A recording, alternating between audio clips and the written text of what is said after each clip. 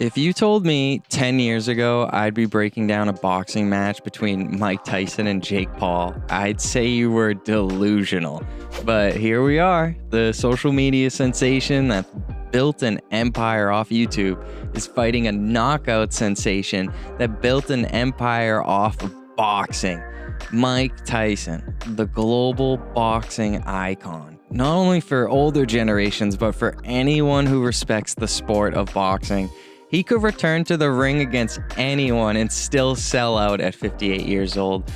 Together, these two bring in completely different fan bases, and that's what makes this fight feel more like a spectacle than a real boxing match. In my opinion, I think this fight is fixed, or at the very least, heavily scripted. In a recent episode of Logan Paul's podcast, Mike Tyson was asked if he gave Jake permission to go full strength on him. Check it out. Have you given Jake the permission to potentially do some real damage? Yeah. What permission is that? Y'all playing patty cakes out there? You're trying to kill each other. Well, what's the plan? Listen, Logan, you know what's going on. There's no patty cake going on out there. Hey, this is what's gonna happen to make everything short. Two men are gonna fight.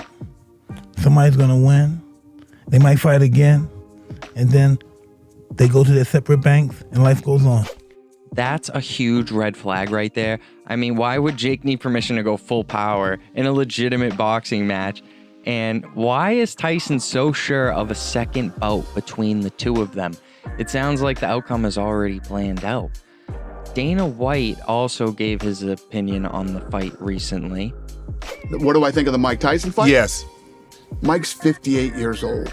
You know what I mean? And Right. I hate doing this because Mike gets mad at me every time I do this, but Mike shouldn't be fighting.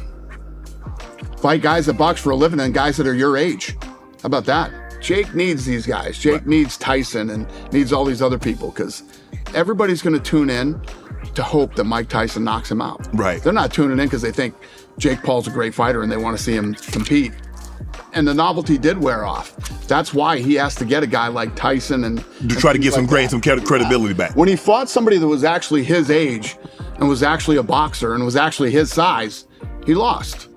I'm not trying to shit on the kid. Yeah. I mean, I don't care what he's doing, but I mean, come on, man, to be fighting Mike Tyson and I really expected Dana to back Tyson here, but he was insinuating that it was a mistake by Tyson to accept this fight. I don't understand how you can back and predict Ben Askren to win against Paul and talk about betting $1 million on him, but not pick Mike Tyson in this spot. It's as if he knows the fight won't be real and Mike is just in it for the money. My official prediction is I see Tyson winning the first 4 rounds, then getting tired, and then Paul winning the final 4. It'll be an absolute clinch fest mixed with Paul running laps around the ring. So what's the bet here? The fight goes the distance. Odds aren't currently out, and I will have a smaller secondary bet on the fight ends in a draw, and that'll be around plus 1,200. A draw keeps both legacies intact. It would likely lead to another massive payday for these two. Jake doesn't get embarrassed, and Tyson doesn't diminish his legendary boxing icon status more than he already has. Jake Paul's father doesn't see his favorite boxer get flatlined. Neither fighter benefits from losing. A tie would be controversial. It'll keep the headlines coming.